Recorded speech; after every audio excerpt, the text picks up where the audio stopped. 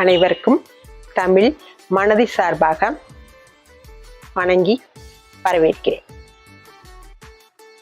எல்லாரும் சுகமா இருக்கீங்களா? வாங்க வீடியோவை பார்க்கலாம். காணிநிலம் சொந்தமாக இருந்தாலும் நீங்க என்ன பண்ணணும், அதே இடத்துல நீங்க காலங்காலமாக வாழணும்.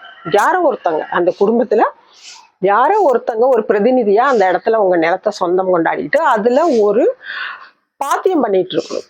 பாத்தியம் பண்றதுன்னா உபயோகித்து கொண்டு இருக்கணும். சரியா? இதெல்லாம் ரொம்ப அடிப்படை ஆதாரமான விஷயம். நீங்க ரொம்ப நுணுக்கி ஆராய்ஞ்சு பார்த்தீங்கன்னா அதுக்கு பின்னாடி உங்க வரலாற்றை தக்க வைக்கிறதுக்கான ஒரு ஆணித்தரமான ஒரு பாயிண்ட் அதுல இருக்கு. அதுக்கப்புறம் நீங்க நாடோடிகளா இல்லாம அந்த இடத்த நீங்க காலங்காலமாக அதே இடத்துல வாழ்ந்துட்டு இருக்கணும். சரியா? இப்ப நாகரிகம் எப்படி வளருது? ஒருத்தவங்களோட பழக்க வழக்கங்களும் ஒரு இனத்தோட ஒரு மொழியோட நாகரிகம் எப்படி வளருதுன்னா இப்படிதான் கொஞ்சம் கொஞ்சமா வளர்ந்துட்டு போகுது. சரியா? அவங்க நாடோடிகளா இல்லாம அதே இடத்துல அவங்க காலங்காலமாக பரம்பரையா அவங்க அந்த இடத்துல வாழ்ந்துட்டு இருப்பாங்க. அது ரெண்டாவது இருக்கணும், உங்களுடைய சொந்தமாக இருக்கணும். அடுத்து நாடோடிகளை இல்லாம காலங்காலமாக பூர்வீகமாக அந்த இடத்தை நீங்கள் உபயோகப்படுத்தி கொண்டு இருக்கணும். பாத்தியம் பண்ணிட்டு இருக்கணும் உங்க வரலாற்றை தக்க வைக்கிறதுக்கு. உங்களோட மொழி இருக்கு இல்லையா, அந்த மொழிய நீங்க ஒரு குறைந்தபட்ச அளவாவது வீட்டுலயாவது உபயோகப்படுத்தணும். நீங்க சுத்தி இருக்க சமூகத்துல உங்க மக்களுக்கு இடையில உங்க மொழிய உபயோகப்படுத்துங்க. அத நீங்க ஒரு பெருமையா தான் நினைக்கணும். அதை ஒரு சிறுமையா நினைக்க கூடாது. ஏன்னா வரலாறுங்கிறது இப்ப இருக்கிற அறிவியலை விட பெருசு. சரியா? அறிவியல்ங்கிறது என்னன்னா ஏற்கனவே நடந்துகிட்டு இருக்க ஒரு நிகழ்வை இப்படி ஒரு நிகழ்வு நடந்துகிட்டு இருக்கு அப்படின்னு சொல்றது அறிவியல். ஏற்கனவே இருக்கிறத அவங்க கண்டுபிடிச்சு சொல்லுவாங்க. அது அறிவியல். இயற்கையில நடக்கிறத இந்த மாதிரி ஒரு நடைமுறை இயற்கையில இருக்கு அப்படின்னு சொல்லிட்டு சொல்றதுதான் என்னது? அறிவியல்.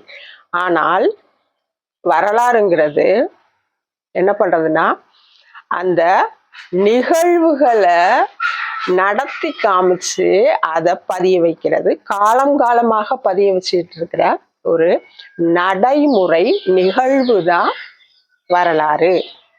சரிங்களா? அப்போ இருக்கிறத சொல்றது அறிவியல்.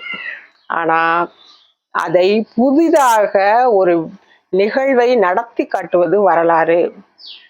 காலங்காலமாக பின்பற்றி அதை தக்க வைப்பது வரலாறு. அப்ப அது எவ்வளவு பெருசு. அதை உருவாக்குறது, வரலாற்றை உருவாக்குங்கிறது சாமானிய விடயம் இல்லை. அது ஒரு பிரம்ம பிரயத்தனம்.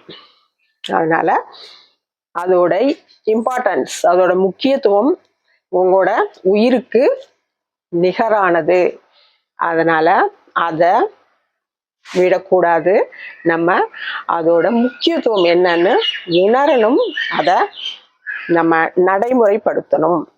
அதனால உங்க மொழிய நீங்க கண்டிப்பாக உபயோகப்படுத்தணும். அதுல என்னென்ன இருக்கு? முதல்ல மொழிய ரொம்ப ஆழமாகவும் ஊன்றி உணர்ந்து அதை முதல்ல கத்துக்கிட்டு அதுல பிழை இல்லாம பேச எழுத பழகிக்கணும். ரொம்ப சிம்பிள். நீங்க இப்ப இருக்கிற எல்லா அந்த செயலியெல்லாம் இருக்கு இல்லையா, உங்க மொபைல்ல உள்ள செயலிகள் இருக்கு. நம்ம டிஜிட்டல் முறையில நிறைய பயன்பாடுகளை நம்ம உபயோகிச்சுக்கிட்டு இருக்கோம்.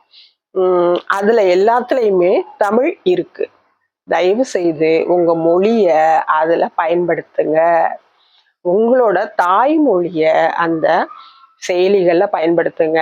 உங்களுக்கு குறுஞ்செய்தி அனுப்புறதா இருந்தா கூட அதுல உங்க மொழிய பயன்படுத்துங்க. இப்ப நம்ம கலந்து பேசுறோம், அது வரதான் செய்யுது. தமிழ்நாட்டுல முக்கியமா ரொம்ப நம்ம உபயோகப்படுத்துறோம் பிற மொழி கலப்புகளை. அது நமக்கு பழகிடுச்சு. ஆனா அதை நம்ம மாத்திக்கணும். ரொம்ப முயற்சி பண்ணி அதை கொஞ்சம் கொஞ்சமாக நம்ம மாற்றிக்க முடியும். அதனால ரொம்ப பிரயத்தனப்பட்டு நீங்கள் வந்து அதை வந்து முயற்சி பண்ணி பார்க்கலாம். நம்ம மொழியில நம்ம பயன்பாடுகள் எதில், பொது வெளியிலனா உங்கள் செயலியை பயன்படுத்துறது, குறுஞ்செய்தி அனுப்புறது, அப்புறம் வந்து இந்த நிறைய சமூக வலைத்தளங்கள்லாம் இருக்கு இல்லையா குறுஞ்செய்தி அனுப்புறதுக்கு, அதில் எல்லாத்துலேயும் உங்கள் மொழியை பயன்படுத்துனீங்கன்னா அது வந்து உங்களை நீங்கள் தக்க வைக்கிறதுக்கு ரொம்ப இலகுவாக இருக்கும். உங்களோட மொழியை தக்க வைக்கிறதுக்கு, உங்கள் மனசில் தக்க வைக்கிறதுக்கு முதல்ல அது பயன்பாட்டில் இருக்கும்போது தானே, மனசில் இருக்கும்போது தான் அது வெளியில் வந்து அதை வந்து தக்க வைக்க முடியும். அது ஒரு பயன்பாடு. வேறொரு காணொளியில் சந்திக்கலாம். நன்றி, வணக்கம்.